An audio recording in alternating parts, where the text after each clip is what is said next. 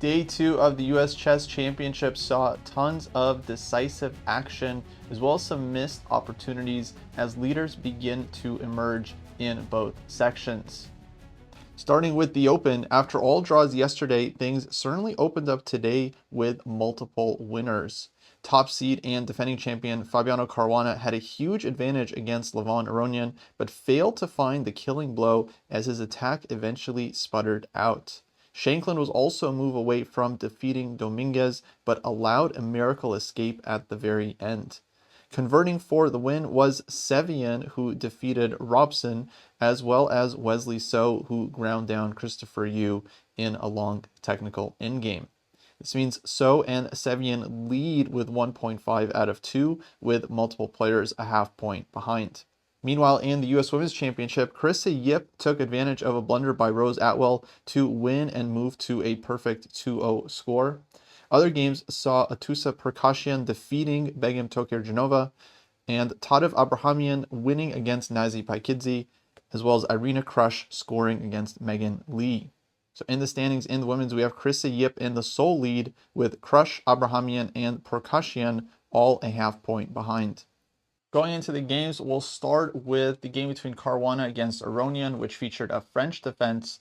And here, Fabi built up a pretty nice attack, starting with this move, bishop to d3, allowing black to take on c3, and then taking back with the pawn, not minding the weakness on the queen side, as white's attack is very strong with ideas of queen g3, f5, and f6.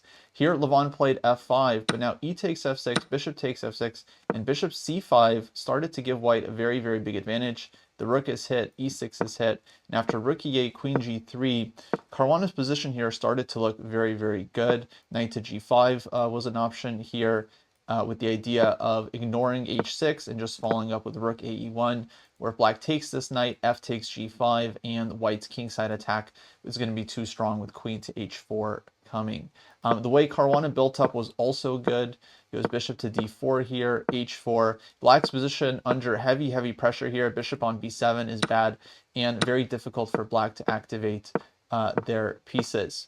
So Caruana here continues to build up and plays fantastic, finding this move g4. Black can't take on g4 because of queen h7 mates. Levon tries to break free with e5, but now g5.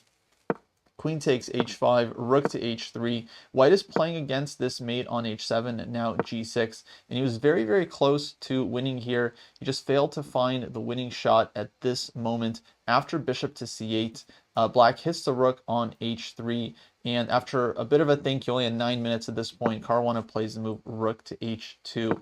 Turns out he had the absolutely fantastic idea, knight to e6, which would have won the game. A very, very difficult move to spot. It's such a surprising tactic. But the point is that white is playing for queen e5 check, which is a huge threat, and black cannot take this knight. If queen takes e6, there's queen h7 mate. Bishop takes e6, then white gets queen e5 check. Queen g7 is met with rook takes h7, followed by mate on g7, and king g8, g takes h7. White is winning because of the h-pawn. So very, very insane move, very difficult to find this when you don't know that such a move exists. If black doesn't take the knight, queen e5 check is coming here anyway, so basically this would have won the game on the spot. However, after missing this one, Aronian was able to defend the position with rook to b7, bishop e2, queen f6, rook to g7, and eventually this game did end up in a draw. Another game that was very close to being decisive was this one between Dominguez and Shankland.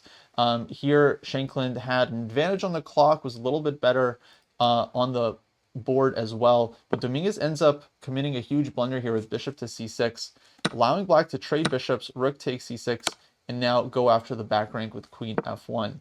Bishop to g1 is forced, and here comes rook to e2, queen to d5, again forced to defend. And Shankland comes very close to winning this game. He goes bishop to h4, threatening queen takes g1, followed by rook e1 mate. So white gives check, gives another check, now queen to d5, rook e1, queen to c5, and here comes h4. And this should have been winning for black. H3 is now a huge threat. The game continues d7, h3, queen f8 check. The problem for white is that they're simply getting mated. If they take, then of course there's queen to f3, mate in 1. And so white is just not in time with the counterplay. However, Dominguez continues to try here. He doesn't have a lot of time to play this out. He gives check, queen g8 check, king to h6. I think bishop to g7 was definitely good enough here for black.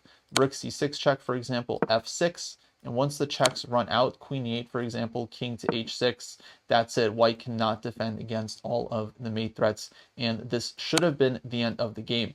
Instead, Sam goes king h6, bishop g7, rook c6 check, and now f6 still would have won the game for black. White doesn't have a way to stop the mate without giving up a bunch of material, but instead, Shankland blundered here with the move king to h7, allowing an absolute miracle of an escape, queen g8 check, that Dominguez, of course, finds. The point is that black has to take on g8, white gets a new queen, and it turns out that white is just in time to land a perpetual check here. If king to h7, then white would have queen h4 check, and black is nothing better than king to g8, and white can play queen d8 check. Rook c8 here is a draw as well. In the game, we had bishop f8, queen to g5, bishop to g7, and the players just ended up repeating right here, as neither side has anything better than the repetition. So huge escape there from Dominguez, who stays on an even score. Shankland also stays on an even score. But yeah, big missed chance there for him. Moving on to the game between Sevian and Robson here. Sevian caught Robson in some prep in the Jobava London. Robson started spending lots of time out of this opening and ends up under heavy pressure here. In this position, he goes knight to a5, but this allows white to launch the kingside attack with g4, and now this position ends up being super, super dangerous for black. Bishop e6 castles. The game continues quite logically here from both sides playing this position, opposite sides castling. Now bishop h6 from Sevian, trading off the dark squared bishops. Takes on h5, brings the rook to g1, and yeah, Sevian plays this one really, really nicely, finding d5 with idea, of course, tagging the bishop, but also opening up a lot of lines for white's pieces. Rook to d8 now, knight takes c4, and queen to d4. So Robson here gives up a pawn, scrambles for some counterplay, but it's really not enough, as white just grabs black's entire queenside here. The position was tricky and very complicated until this move, rook f4. Unfortunate blunder from Robson, who at this point is down to under 5 minutes with about 13 moves to go to the time control. He plays rook f4, but now rook to h1, forces queen g3, and knight e2 wins the exchange for white, which ends up being pretty much the decisive moment in this game, as Sevian wins the exchange, and from here just has to convert. Certainly not the easiest position to convert, but white's rooks are very strong, and Sevian is definitely up to the challenge. So he trades off some pawns, takes on b7, and eventually here black's king just ended up being way too weak to survive. So check, queen takes, and essentially it was all over. Nice finish here with rook f7, rook takes f5, and just simplifying to completely winning exchange up position. So Sevian was one of 2 winners. Wesley So also won his game after getting an extra pawn against Christopher Yu in the opening. Christopher definitely had compensation for it, but Wesley managed to just kind of nurse that pawn eventually into a decisive advantage. So very nice endgame win by Wesley So in that one. Moving on to the U.S. Women's Championship, here we had the key game between Rose Atwell and Carissa Yep. And this position was quite complicated. After white's last move, rook to c5, we have a very, very dynamic position on the board. All the pieces basically still available for both sides. Here after rook c5, white is putting pressure on the d5 pawn. Now the game continued a3 from Carissa, bishop a1, queen to d6. Rose plays knight to b5, very reasonable move, hitting the queen on d6. Black takes on b5, rook takes b5, queen to d7, and now rook b6. Very unfortunate blunder from Atwell here. After the move d4, all of a sudden it turns out that white's rook on b6 is going to get hit with knight d5 coming next, and it turns out this rook is trapped. So better would have been rook c5, of course, for white, where the rook has a lot more squares, and then white would have maybe a small edge here. The position would still be very, very close to balanced. Instead, we saw rook to b6 in the game, and now d4. If knight c4, for example, then knight d5 anyway, and the rook isn't going anywhere. Black is starting to take, and then knight takes b6. Instead, Rose tried knight c2, but now knight d5, bishop takes d4. And here, not only does black win the exchange, but at the end of all this, there's also knight to c4, which basically just ends the game as the queen on d2 is hanging. White cannot take this knight, but the bishop on b6 is also hit, and there's no way to defend this piece.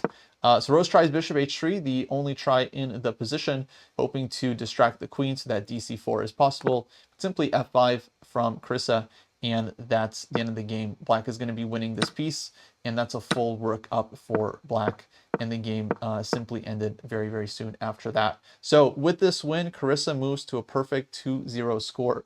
Actually, the only 2-0 score in either section.